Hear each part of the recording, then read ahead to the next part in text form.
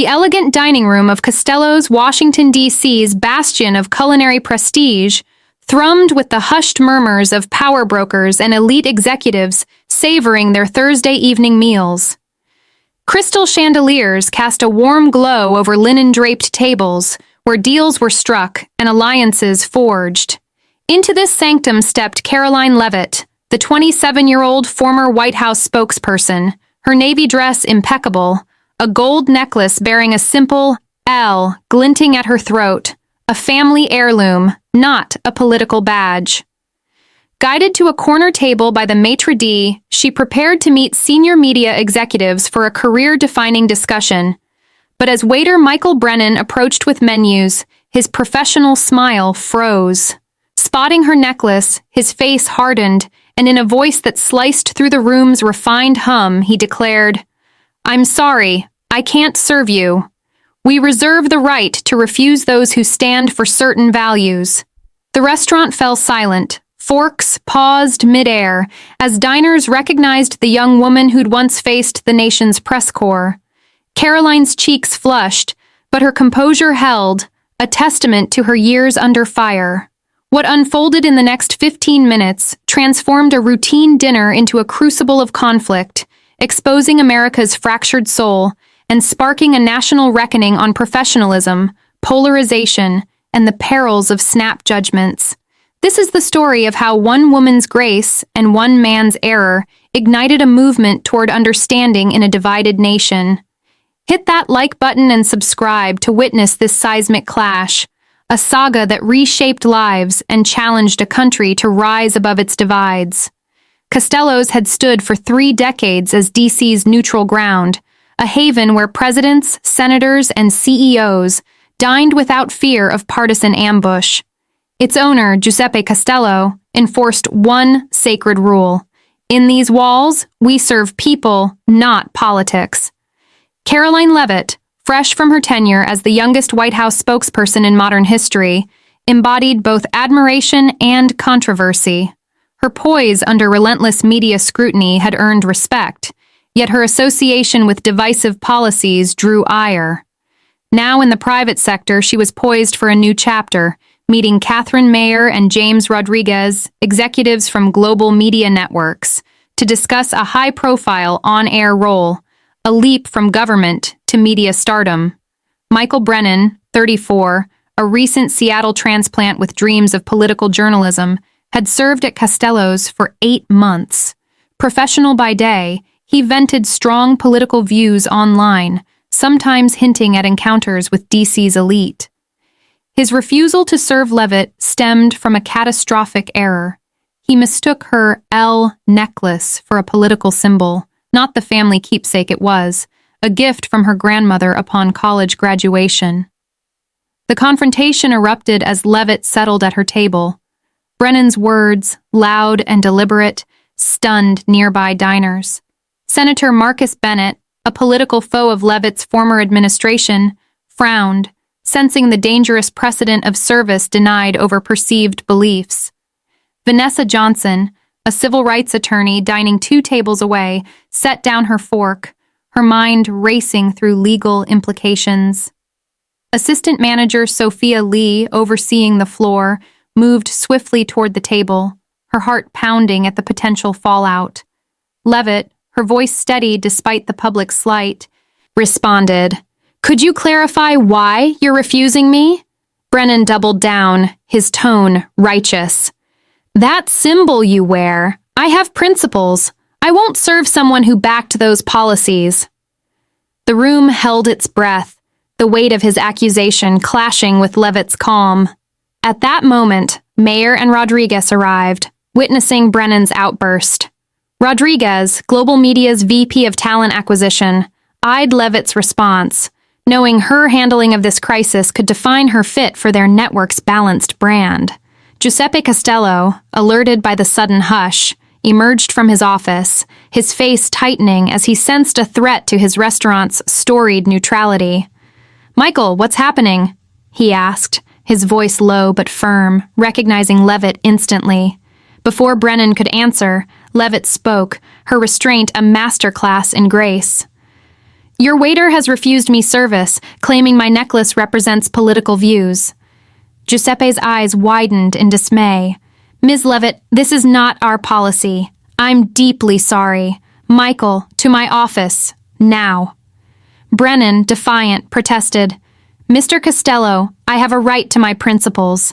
That symbol ties to policies that hurt people I care about. Leavitt touched her necklace, her voice soft but piercing. This L is for my family name, a gift from my grandmother for graduating college. It's personal, not political. Brennan's certainty faltered, but he pressed on. Even so, everyone knows who you worked for and what you defended. Giuseppe's response was unyielding. Michael, we serve all here, regardless of politics. That's been our creed for 30 years. Go to my office. As Brennan retreated, Giuseppe turned to Leavitt and her guests, his voice heavy with regret. Ms. Leavitt, words cannot express my apology. Allow me to serve you personally, and your meal is on us. Leavitt's reply was a beacon of dignity. That's generous, but unnecessary. I know one employee doesn't reflect Costello's. Another server and a paid meal will suffice.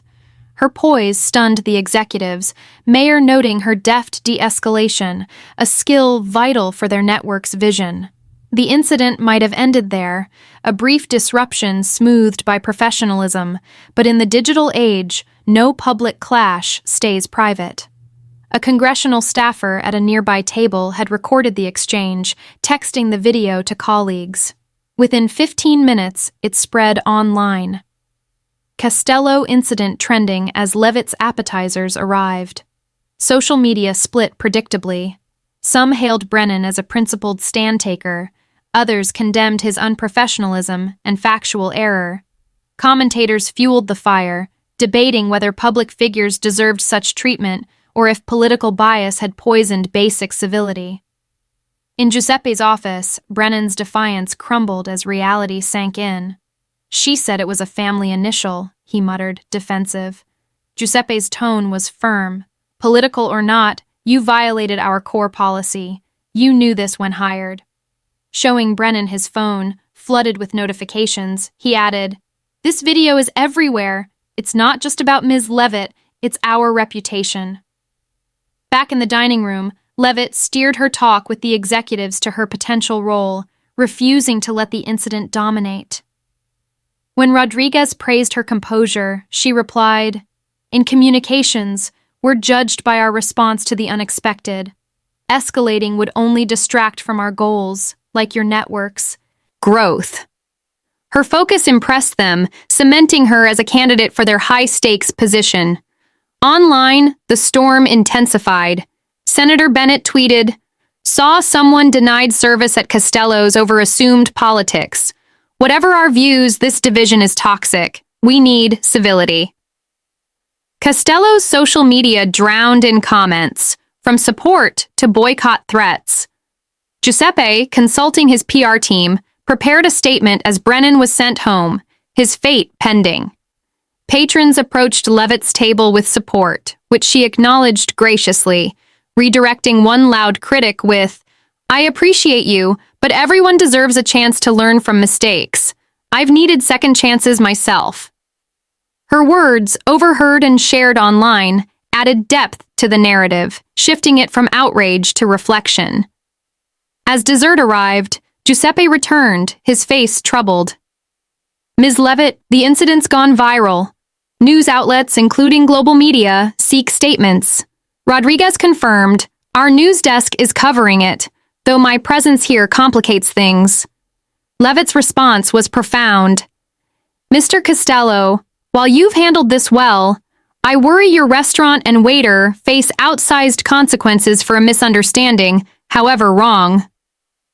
Her concern for broader impacts, not personal vindication, echoed her reputation for perspective.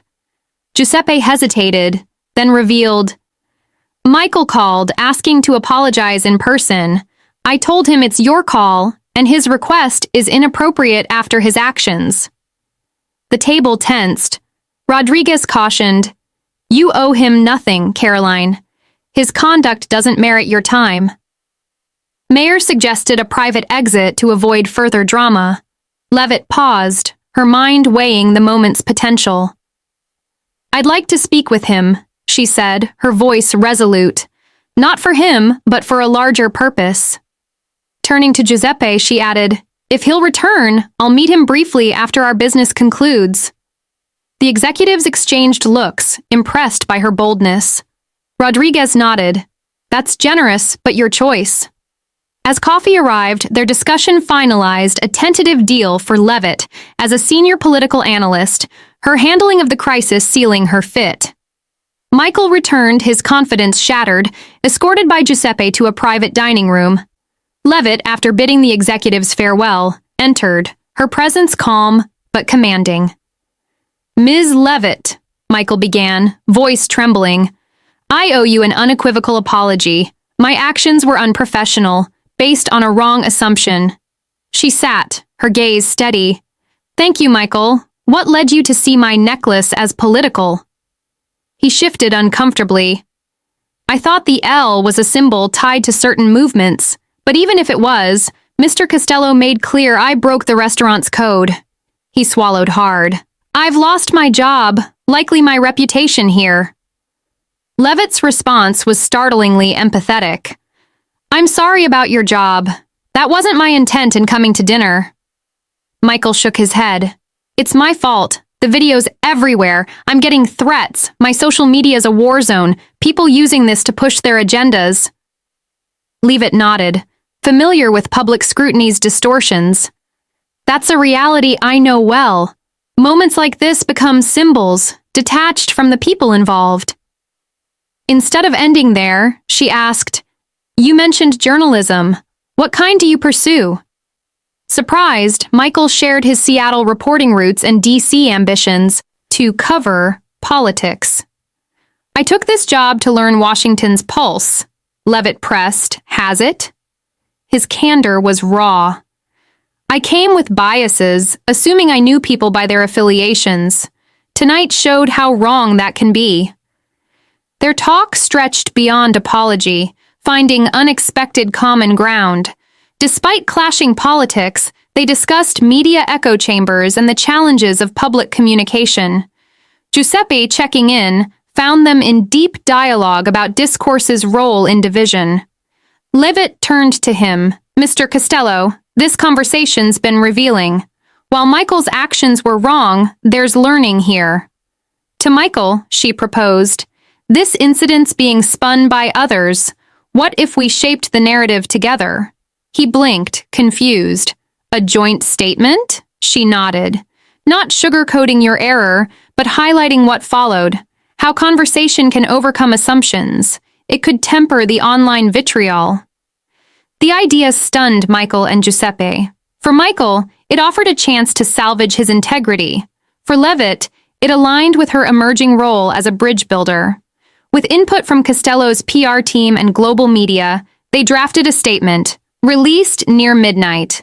What began as a misjudgment became a chance for dialogue.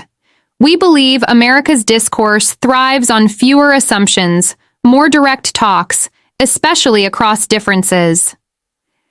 The statement disrupted the outrage cycle, offering a model for de-escalation. By morning, the narrative shifted. Outlets pivoted from partisan framing to exploring how conflict became connection. Global media inviting Leavitt and Brennan for a joint interview on civil discourse. On air, Leavitt said, "Michael acted on assumptions, as we all do. What mattered was moving beyond that." Brennan admitted, "My error was serious, but Ms. Leavitt's response taught me how to engage differently."